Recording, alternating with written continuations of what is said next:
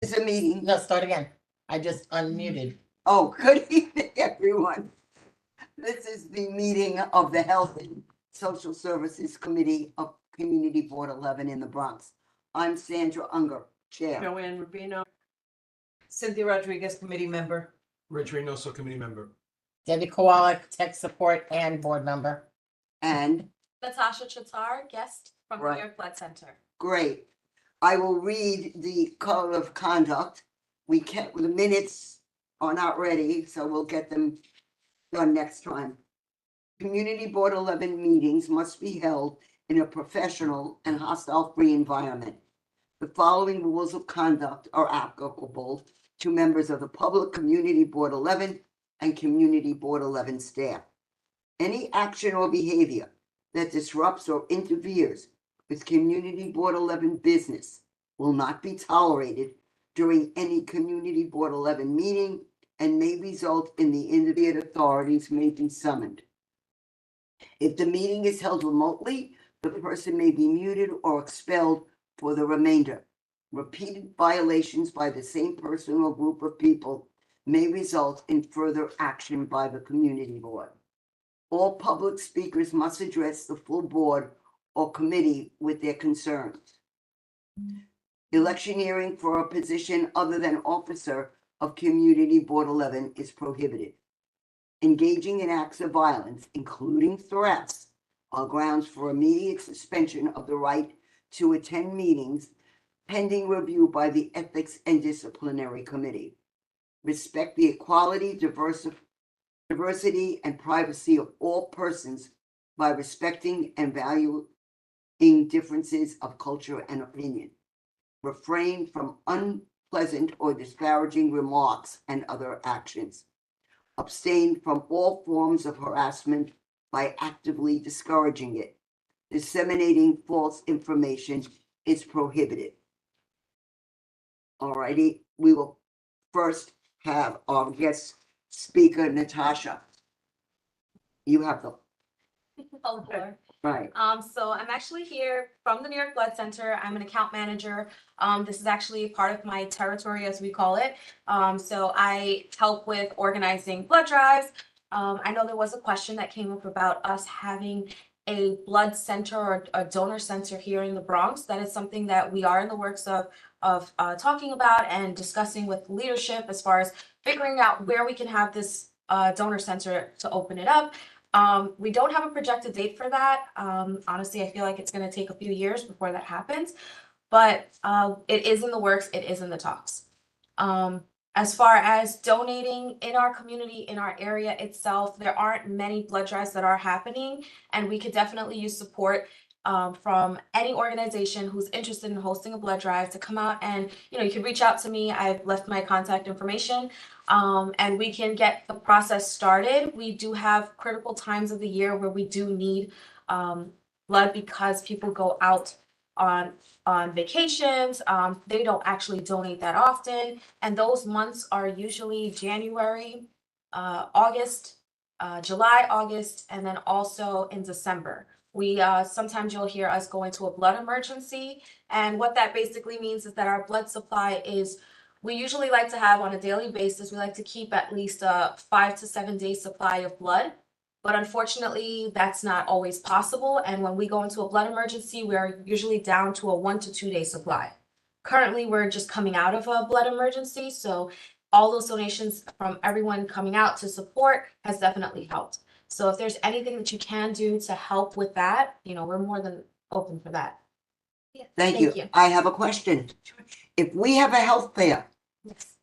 in the spring, because we're thinking of it either in May or June, Mhm. could there be a blood drive there where, like, set up in a van or Yeah, the something? blood bus. So usually what we like to, so yes and no. So yes, we could definitely do a mobile blood drive there.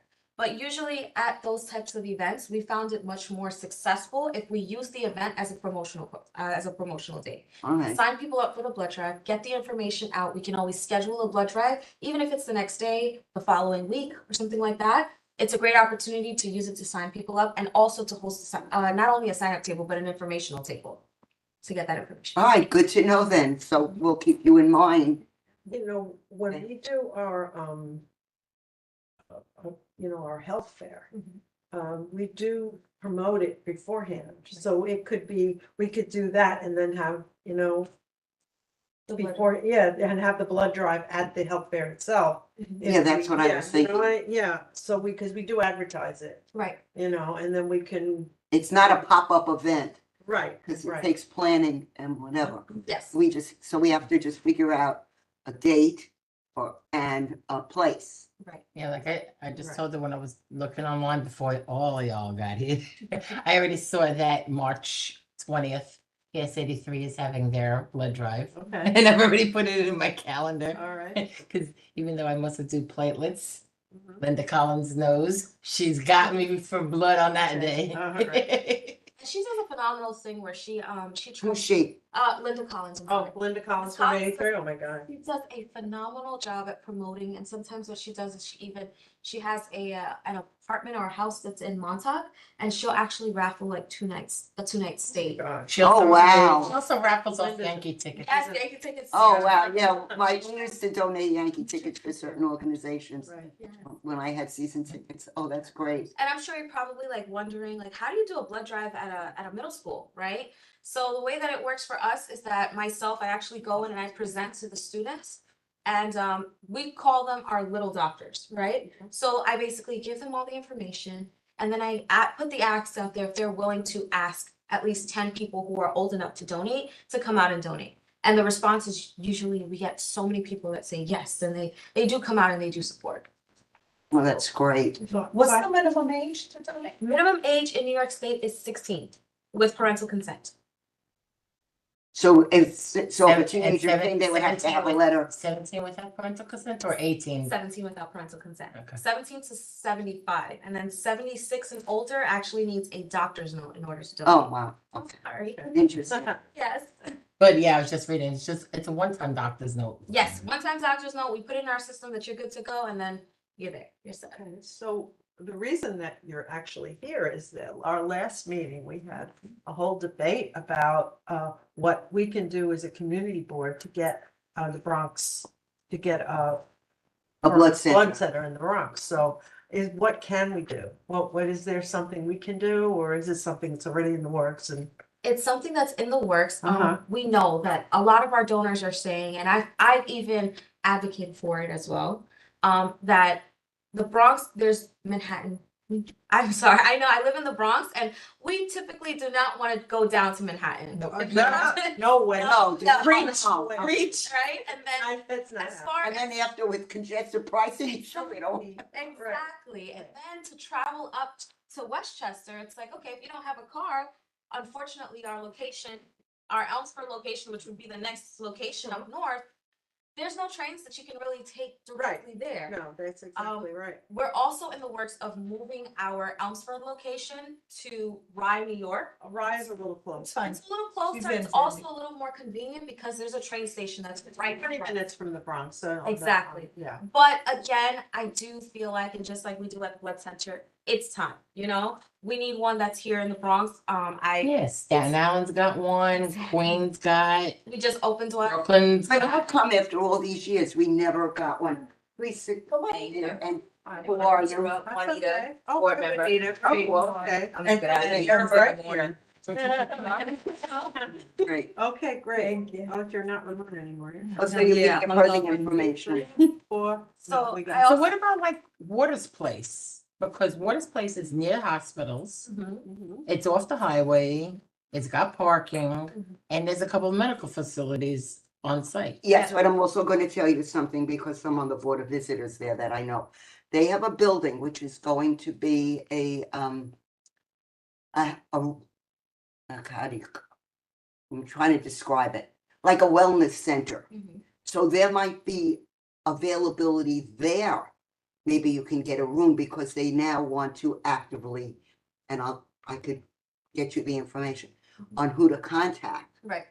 That would be great. Then I can Yes. forward it on to like our leadership team and see what their thoughts on it. But yeah, because it's been years since the building has been renovated and not used. Right. And it's constantly That would be perfect, when, because there's so many. when, health and issues. now, and they have someone who now they're trying to get more community involvement. That would be So it perfect. may be. So either I'll give you my number and we'll call. Of course, We'll see what we can do. definitely. So I think what But it yeah, sorry to interrupt. I think what it comes down to as well is there's like a whole team that we have together at the blood center that actually looks into, does the research and says, okay, this is where our donors are, where our central donors are located. And I think that's one thing that we've been trying to push to try to bring more blood drives to the area to get more people to come out. So like, for example, we have Jacoby Medical Center. They're now part of New York City Health and Hospitals, Right. right. as well as Albert Einstein Yeah, College of And Medicine, Montefiore, and yeah. Montefiore. And these are big hospital locations that, believe it or not, their numbers I've been with the blood center for about 2 years. And over the past 2 years, their numbers have started to increase significantly.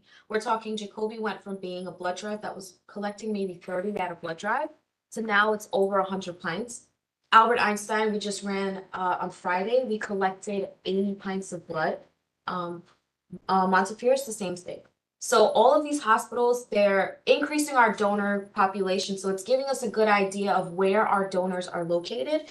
And that way we can decide, okay, you know what? Maybe instead of just opening one donor center, we could do two, And it's also going to make that easier for our leadership team to make that decision. So definitely, Waters Place would definitely be someplace that we would consider. Again, it's And heavy. also they're rebuilding all of the two buildings, the Parker building and the other building. And there'll be a lot of medical facilities there because It's down the road, there'll be a train going right by it too. That's right. when, I don't know, but yes, yeah. Supposedly, but yeah. So yes, they're all things that we have thought about.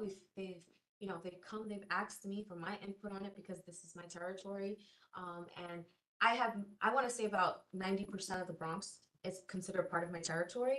So my input definitely helps as far as where those locations would be and what we would do. So All right, but other than this, Mhm. what could the community board itself do? honestly, I'm not sure, to be honest. Could you maybe ask and get back to us? Definitely, Write definitely. a letter of support or something. Right? Yes. Yeah. I think if you just write a letter of support, that would be great. We can send it on to leadership and they can understand that, this is something that we need. Okay. It's not something that we want, it's something that we need Yeah. at this point. Right, you know what was funny, that the other person who was supposed to speak was the deputy director of health at the Bronx Borough President's office, Right. and she Oh. just canceled today. So she would have been right here to talk about it and know what was happening. Right. All right, Okay. So that's something we can do. Terrific. Definitely. Yes. Good. Excellent. excellent. Anybody else have questions? Does anyone in the public have a question? We're over here. Right here. Oh, but I meant here. Oh, Oh. It's you first. Yeah. right, okay. So I actually have two questions. One of them is if you can expand a little bit on one of the points that Debbie has brought up a few times in the past regarding a, plasma donation center. Like, what is the difference, in terms of credibility, reliability, where the blood goes, what it's used for? Right. If you can clarify that. Yes. That's one. Let's of go the- there first and then I'll ask the second question. Perfect. So yes, the reason why I say that the need is here for a donor center is because in our donor centers, we are able to collect platelets, plasma, whole blood, and double red cells all at the same time in that one central location. We don't have to move any machines and everything is more controlled. So when you collect platelets and when you collect plasma, for example, unfortunately, the machines have to be calibrated and we have to make sure that it's under specific conditions in order for us to run. In the past, we were able to do mobile blood drives, but we learned from doing that with the platelets and the plasma that it just was not working. And it took a lot of time for us to calibrate and make sure that our machines were working good. I think it takes about an hour to calibrate a platelet machine. And that would definitely delay time as far as us hosting a blood drive and going through that process. So on our mobile units right now, we don't offer platelets or plasma donations. We only offer whole blood and double red cell machines. Double red cells, so whole blood, when you're donating blood, we take the entire sample out and then we separate it in our labs. When you're doing double red cells, we actually bring a centrifuge machine, which does not have to be calibrated. It does have to be calibrated, but the calibration takes minutes to do. And it can be done right there on site. What happens is when we take the blood out, it goes through a centrifuge, it separates it out into its different components. We take 2 samples of red units and we give you back your plasma as well as some saline, so that you're feeling better because you are giving much more, a little bit more in your donation. And then your deferral rate for that is a little longer. So 112 days. 112 days, yes. So, the reason why a donor center would help is because, again, everyone can actually come out. You can donate platelets every 5 or 7 days, right? If I'm not 7. mistaken, 7 days, yes. Every 7 days you can I mean, donate. you can do it every 3. Mhm. It blood center recommends 7. Yes, we recommend 7 just so that you're feeling okay. So 7 days you can donate platelets, and for a person who likes to donate platelets or would like to donate more often to make sure that they're saving as many lives as they can, that would be essential for them, for that donor center to be local and central for them.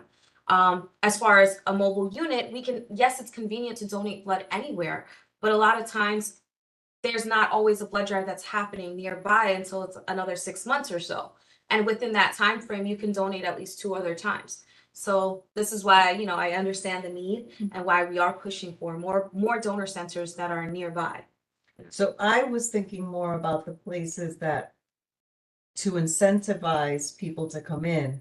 Oh, the payment Oh, one. Yeah, yeah. the That's payment, what- yeah. she's referring to a Paper pay plasma. plasma place that opened up. Yes, so that I'm not 100% sure on. We do compensate some of our donors for coming out to the donor center itself.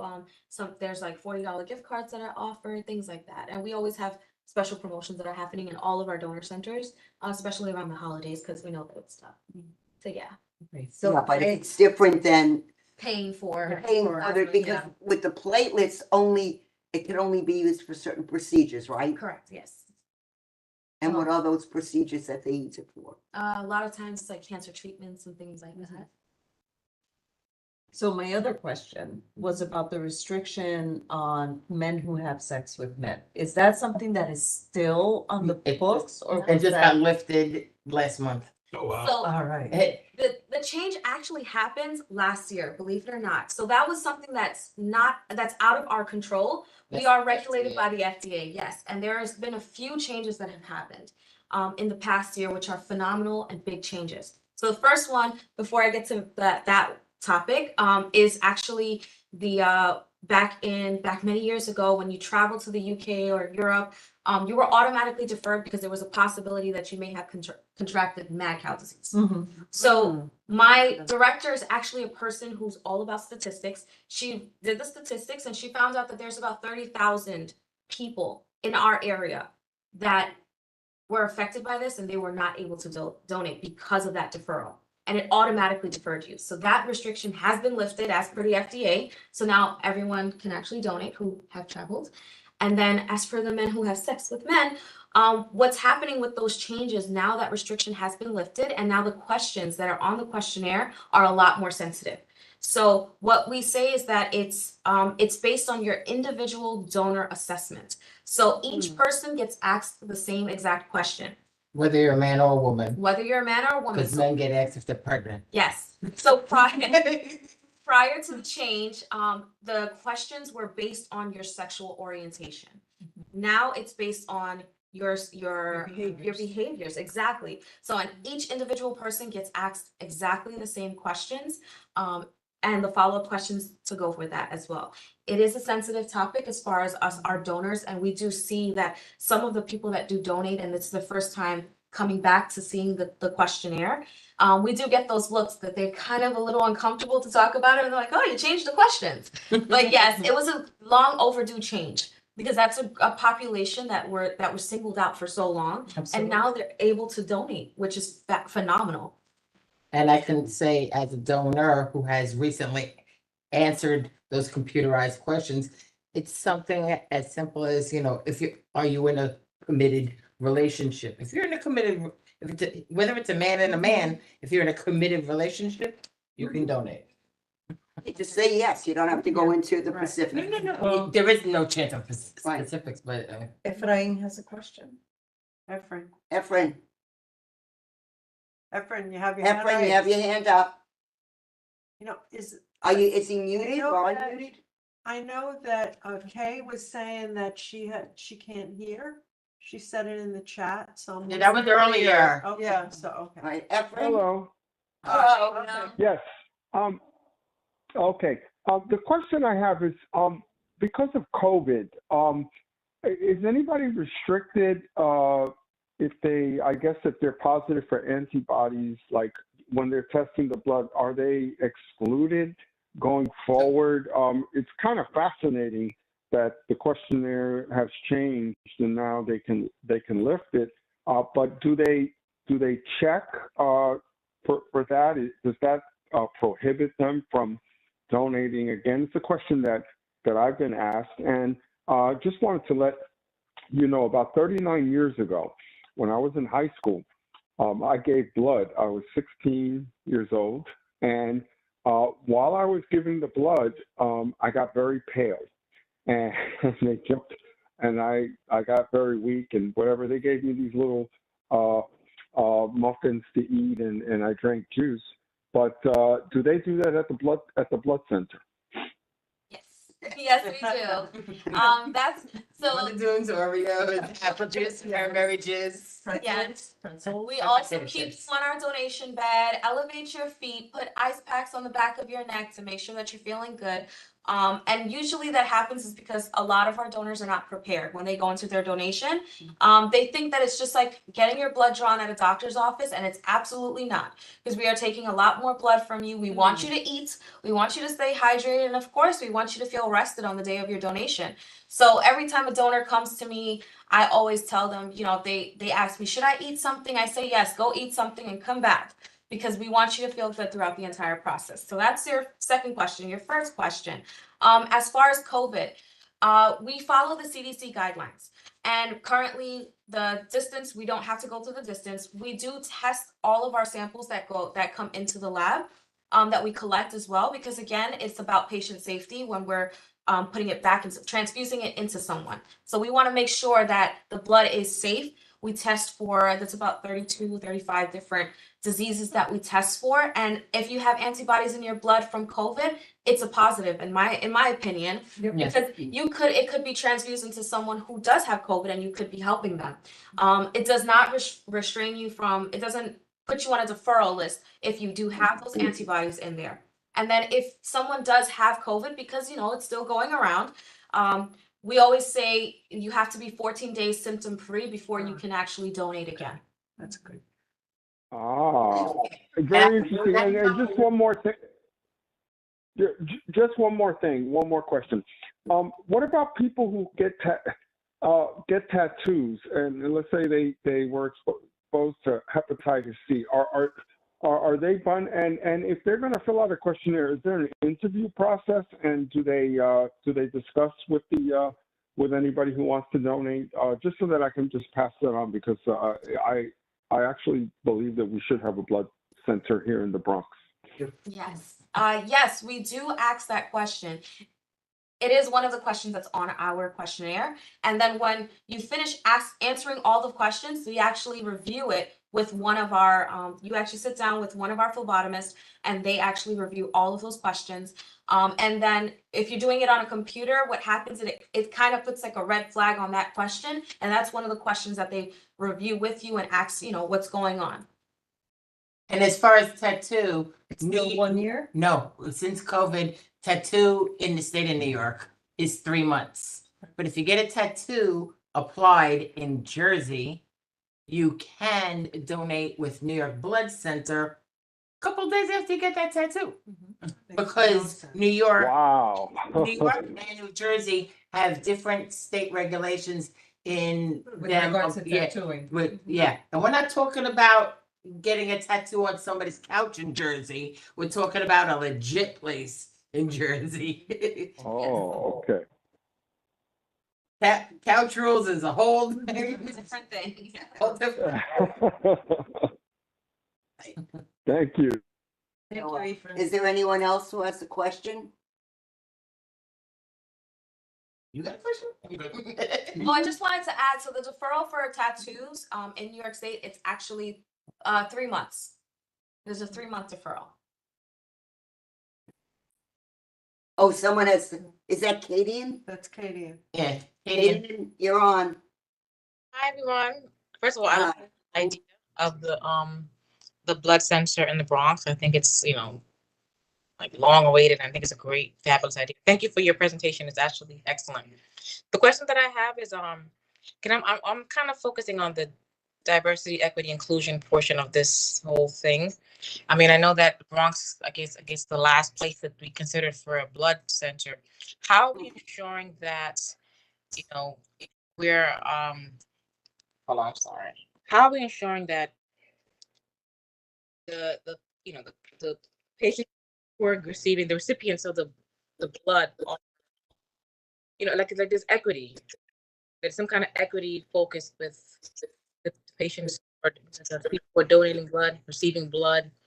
And it's not just we're gonna put a blood center in the Bronx, but we're really going to be focusing on helping other communities, other areas, because the Bronx patients don't donate. We don't get blood donated in the Bronx, and so I'm sorry, my microwave is going on.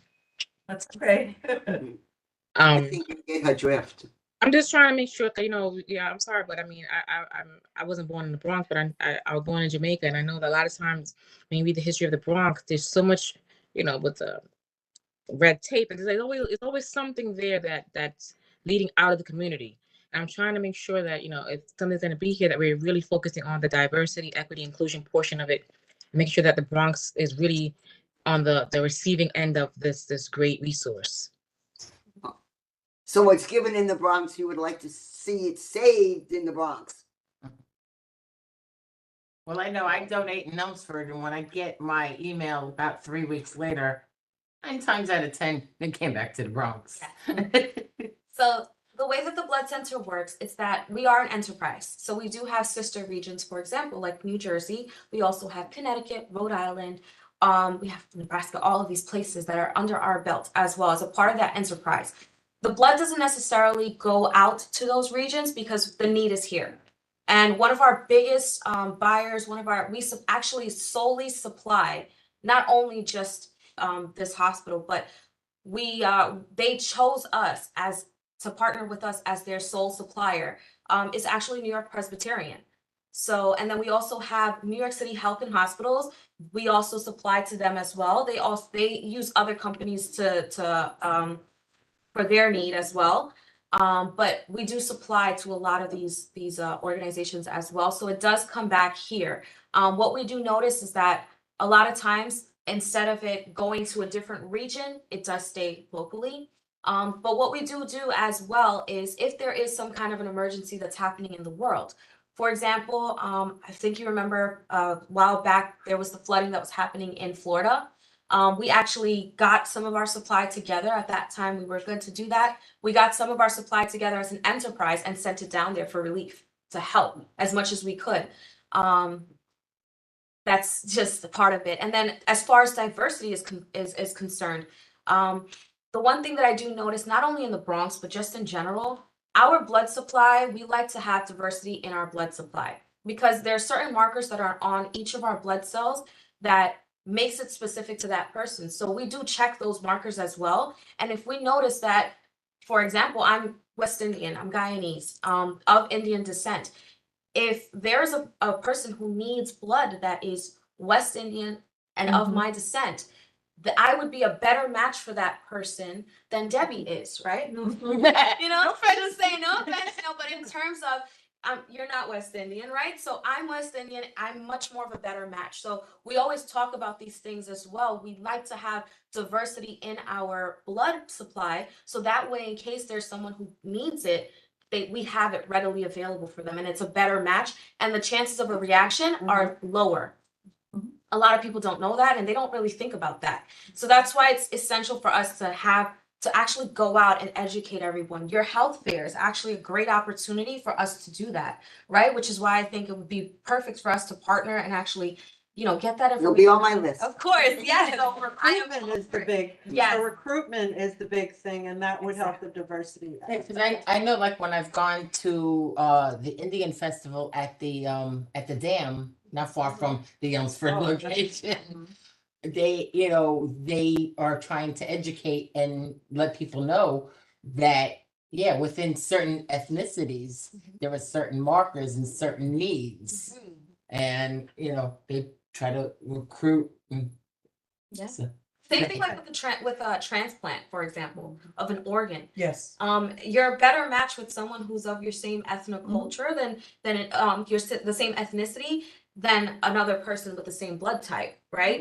The chances of that organ being a better match, it's there for that yeah, reason. in the computer questions, when you go to donate, towards the very end, it'll ask you of your ethnicity. What do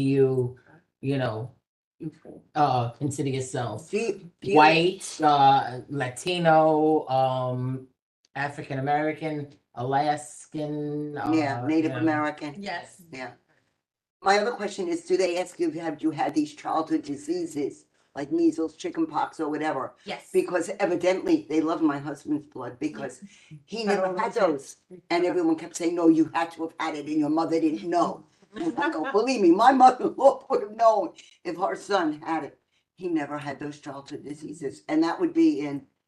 Well, I know they do That's a good the way I know the way they do the. Yeah. I know the way they do with the You like extensive natural? testing and stuff. Number one, I was just telling her, I got baby blood. My blood is readily acceptable for a newborn infant. And I've also I've got the call a few times, but twice I've donated for I've got the call and did a white cell donation and I was a match for that person. That's very The first person I did was a 14-year-old girl. The one that I just did in September was a 40-year-old male.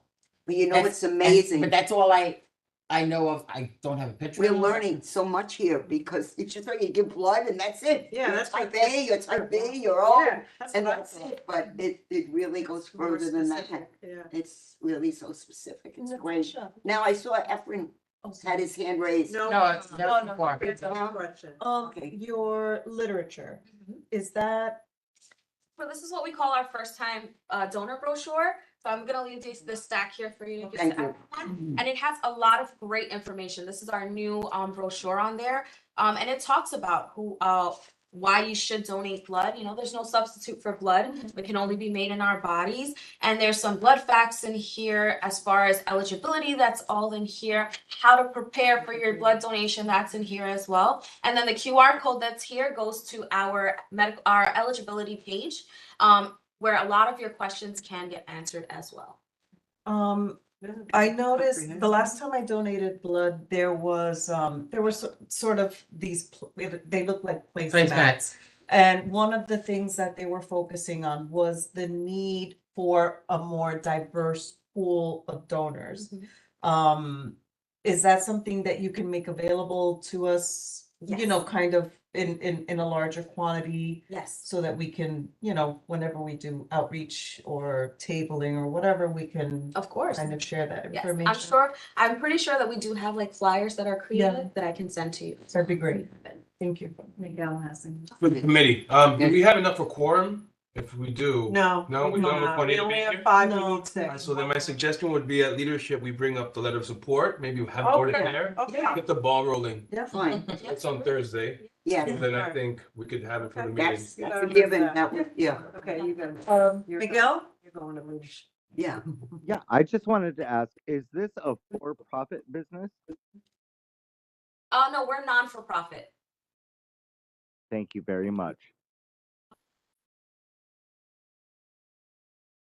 Are there any other questions? Concerns? Comments? I guess you've covered Being it all. positive, they've been told that it's rare. Yes, it is.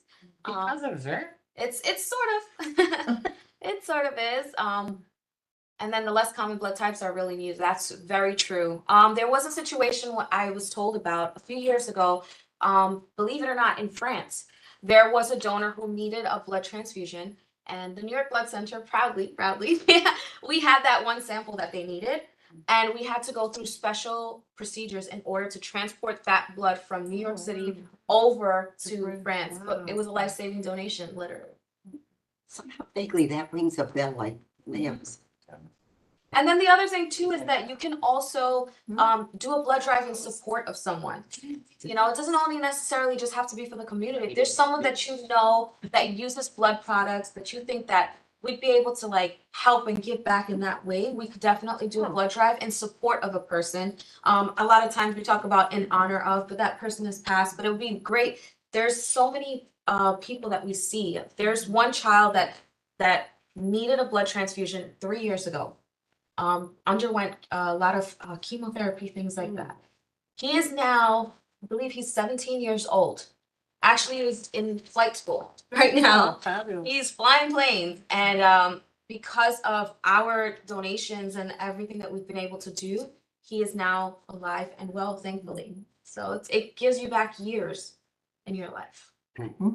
I also heard, but it's not like 100% proven, that donating, whether you donate blood, platelets, plasma, it's actually kind of better for your own health because you sort of, you know, Filter. It like yeah, filters yeah, out. it's like an oil change. Yes, exactly.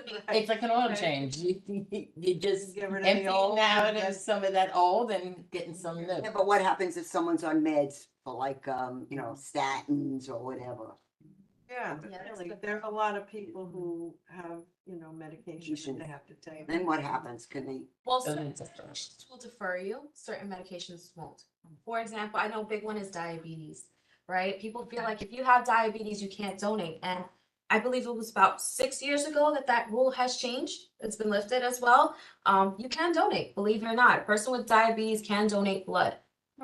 So that again, this is a lot of information that people just don't know. It's not out there. And there's a lot of I want to like, for example, there's I don't want to say that people find excuses, but sometimes they just say, you know, I don't know my blood type. You don't have to know your blood They can type. figure it out right Yeah, away. they'll figure out that after. People don't know that. A lot of people don't know that. So getting the word out there is always a great thing that we can So do. somebody in the chat is Right, saying, how how about- about RH blood? Yeah, who wrote that? You can, if you do the little square with the arrow, it'll enlarge it. Oh, you have to close the participant window. That's what it is. Right, how about Close that RH one. blood types? Oh, Miguel. Okay, No, that was K, that's K. Kay, what do you mean about? like RH positive. Yeah, RH because I'm RH negative. So what are you referring to, Kay, about the RH type? Because everybody's either positive or negative. I think Right. she's asking if there are restrictions, I guess, based on whether you're RH positive or negative. No, Oh, no, because if you're A positive, you're RH positive. Right, no, I'm And just Miguel thinking is that might asking about someone psych if you're meds. on Psych psych meds. a lot of psych meds will defer you. Oh, Yes, there's okay. quite a few that will defer you. Good to know. Katie has another question or comment? Katie? Yes, I just one more question. What is the current strategy to get like adequate volume in there to donate blood? I mean, as far as marketing and getting people on board and, you know, because getting the word out, I know in my community, sometimes people are just like with COVID, people don't want to get the vaccine. They don't know enough information. They're leery. They have questions, concerns, and sometimes it's just hard to get people to you know, want to donate. Is there a strategy already in place to how you're gonna you know, bring people in to donate? At the moment, I'm not sure, because again, that's from our leadership part of it. But what I will say is, in my experience, if we make it something that it becomes part of a culture, part of a routine, as far as hosting blood drives that are local and central to someone, even if it's just a mobile blood drive at the moment. It'll get someone into the routine. You know what? Every 56 days, I'll come out and I'll donate blood. And if they do it once, if they come back the second time, then there's a high possibility that they'll keep doing it over and over again. If we start that routine from now, when we do have that blood center in place, that donor center in place, we will see a higher turnout because people would say, you know what? I'm off on a Thursday and there's no blood drives nearby, but I'll go to the donor center. You know, so that would definitely start that routine and get the ball rolling if we do that from now.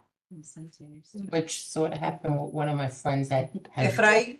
had joined my group. Mhm. She works at Presbyterian. She works down the street from the 67th Street site. Right. And so when she joined us, you know, we got her to come on the Sunday at Elmsford, but she's down the block. So one day she got off for work early and was like, oh, let me Let me go to the donor center. Exactly. So it got it more into her head Yes. to. Right, Efren has a question. Efren? Yeah, one last question. This has been a fascinating meeting. You can learn so much just by listening. And what about anemics? Anybody who's anemic? I'm only asking because I run into a lot of those types of patients. I'm just curious. Do they donate, and or are they barred from donating?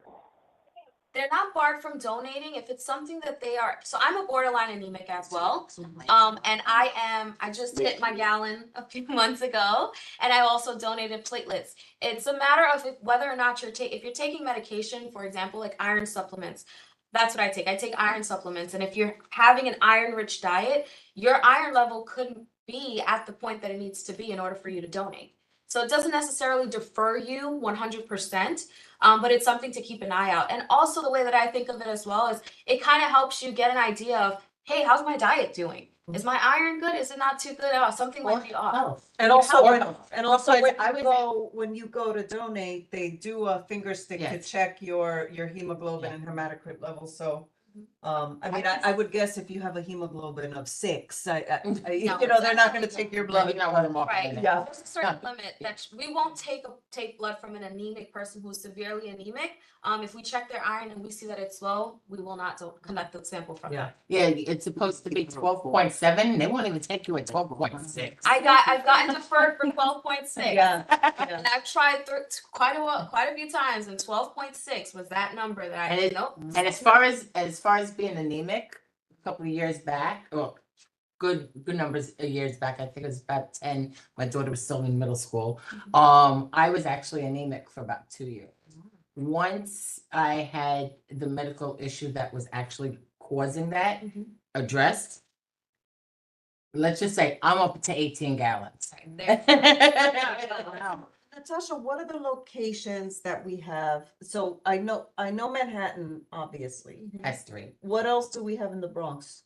Do we have Nothing any in the else. Bronx? We don't have Nothing in the Bronx. anything, that's the whole point. Bronx has none. Queens has none. Well, Queens kind of has one. Where's the location in Westchester? Elmsford. And then 525 Executive Boulevard. yes, it's on the card. It's on the card. Yeah. Preston. Submit it. Yeah. I will be there Saturday bright and early Funny. before the sun is up. She's in the Dolphin Yeah. Club. So we don't have any. And we also have one in Rockland, which is possibly going to be closed down. I think it's slated to be closed down, because we're not getting the donors coming in that often. Do they go to the one in Jersey instead? Or? Yes. Okay. Yes, so they'll go to Jersey instead. We also have Fishkill donors. Oh, I just saw that one. Yeah. It's down the block from Cracker Barrel. Yes. And then we have where's the other ones? Further north, Fishkill. There's also Kingston, our Kingston Donor Center. That's where Duffy's at all the time. And then we also have in Manhattan, we have 3 locations. We have our center, our Center East location, which is 67th Street, sorry. And then we have Port Authority. We also have Grand Central. We also do Grand Central as well. So many. And quite a few in Manhattan, yeah. Yeah, so many. Yes. Well, I want to thank you for coming. Thank you It has so been much. yes. enlightening, Very Right. much Yes. so. really So glad you enlightening. come. Thank you. and I hope we can, help out, get the letter of support, Yes, of Right. course. and we'll talk. All right, Okay. the person who was in the gallery from the CUNY School of Medicine, I called her, she doesn't seem to be on. Oh, well, so I guess, Does Does anybody else? anybody else with a question?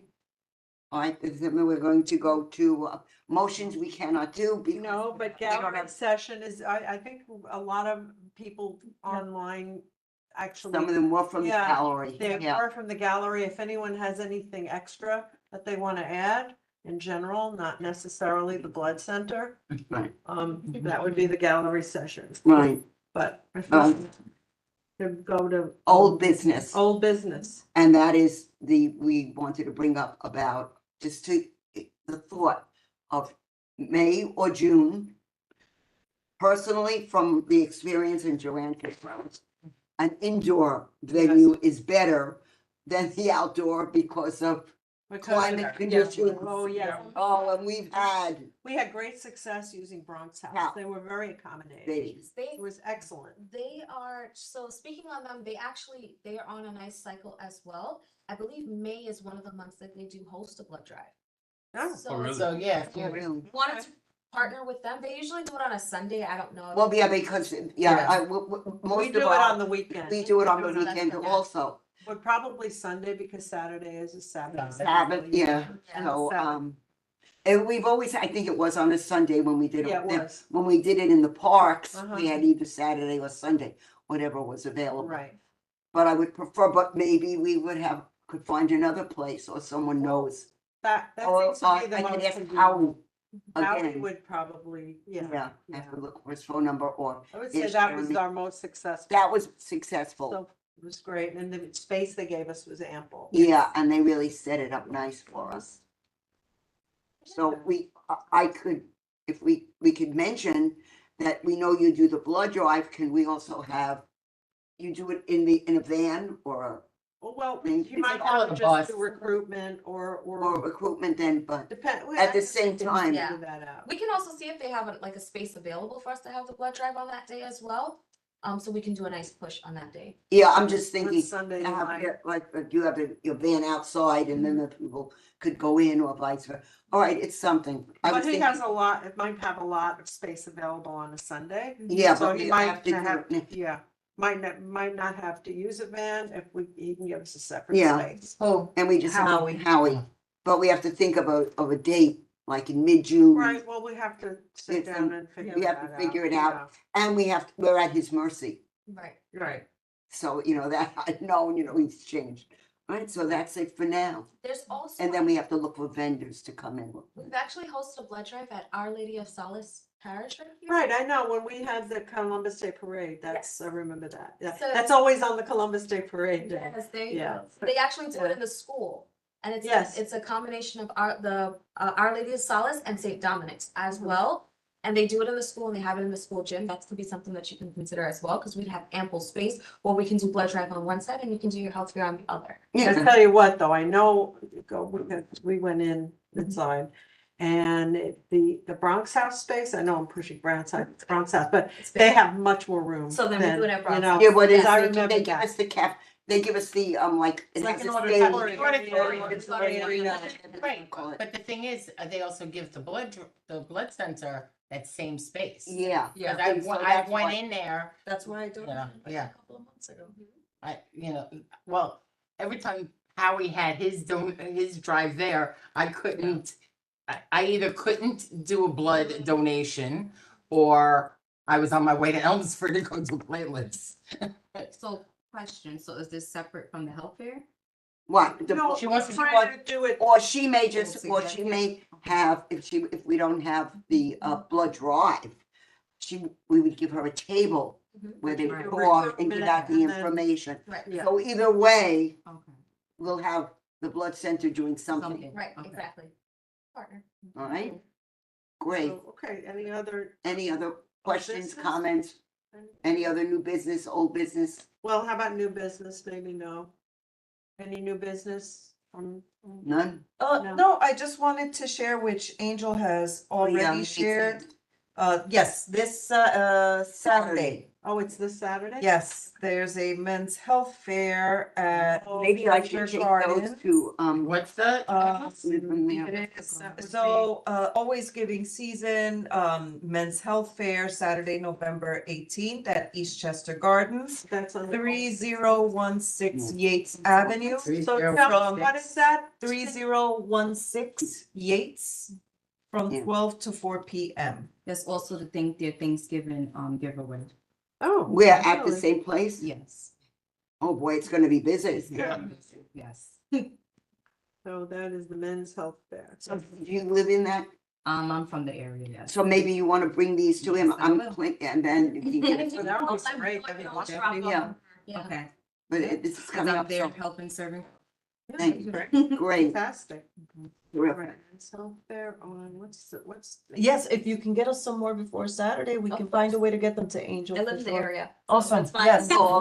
You can drop them off here at the office. Perfect. Yeah, and see that you work in from Elmsford, I'm like, wait a minute, am I putting her out of her way? It's so- No, no. That's the 18th.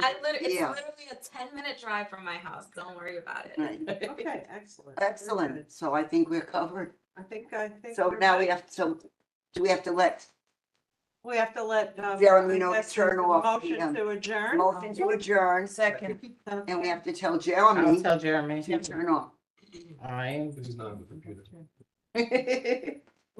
Thanks. All right, Thanks, thank everybody. you everyone for Thank joining you, us. thank you for coming. You know to save the Yes, files, some right? very good questions.